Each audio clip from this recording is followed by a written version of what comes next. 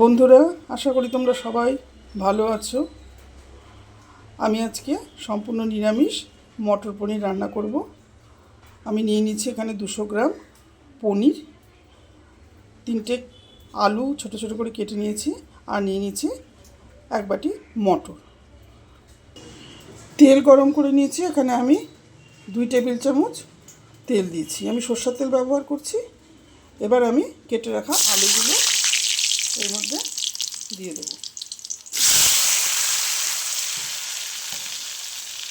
আলুগুলো আমি 3-4 মিনিট মতো নিয়ে একটু লাল লাল করে ভেজে নেব। আলু আমার ভাজা হয়ে গেছে। আমি 50% মতন আলুটা ভেজেছি, পুরো একদম ডিপ ফ্রাই মতো করিনি, কারণ ছোটো ছোটো করে কেটে রাখা আলুগুলো গলে যেতে পারে। এবার আলু ভাজা তেলের মধ্যেই আমি একটু হলুদ দিয়ে নিচ্ছি, আর দিয়ে দিচ্ছি পনিরগুলো আমি একটু হালকা করে ভেজে নেব। পনির আমার ভাজা হয়ে গেছে। আমি একটা বাটির মধ্যে একটু জল নিয়ে পনিরটা তার মধ্যে ডুবিয়ে দিয়েছি, এতে করে পনিরটা নরম থাকে। চলে আসছি কড়াইয়ে আমি সোমবার হিসাবে দিচ্ছি 2টো শুকনো লঙ্কা, 1 চিমটে হিং, আর সাদা জিরা, আর গোটা গরম মশলা। 1 থেকে 2 সেকেন্ড ফোড়নটা হতে দেব। মশলা নিয়েছি হলুদ, লবণ, লাল লঙ্কার গুঁড়ো, ধনের গুঁড়ো, জিরার গুঁড়ো, আর সামান্য একটু আদা বাটা। এখানে আমার মশলার পরিমাণ অনেকটা কম, কারণ আমার লোক কম এবং আমি 2 জন লোকের জন্য রান্না করছি। সমস্ত মশলাগুলো একটু জল দিয়ে একটা পেস্ট বানিয়ে নিয়েছি। এবার আমি এটা কড়াইয়ে ঢেলে দিচ্ছি।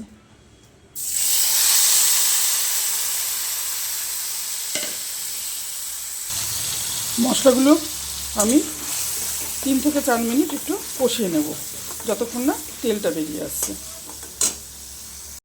মশলার থেকে তেল বেরিয়ে এসছে। এবার আমি দিয়ে দিচ্ছি মটরশুঁটি। রান্নাতে আমি সমস্ত মশলাই 4 চামচের 1 চামচ করে দিয়েছি। আপনাদের যদি রান্নার পরিমাণ বেশি হয় তাহলে বেশি দেবেন মশলাগুলো। এবার এর মধ্যে আমি ভেজে রাখা আলুগুলো ছেড়ে দিচ্ছি।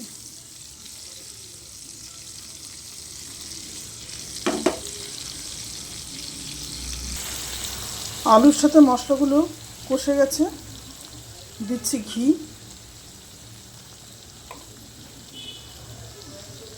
কয়েকটা কাঁচা লঙ্কা, আর দিচ্ছি গরম মশলা।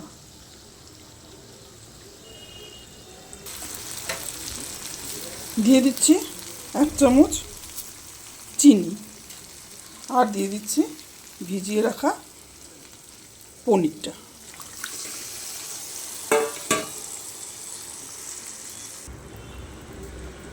ঢাকনা দিয়ে ঢেকে এখন এটা আমি মিনিট 5-7 ফুটতে দেব।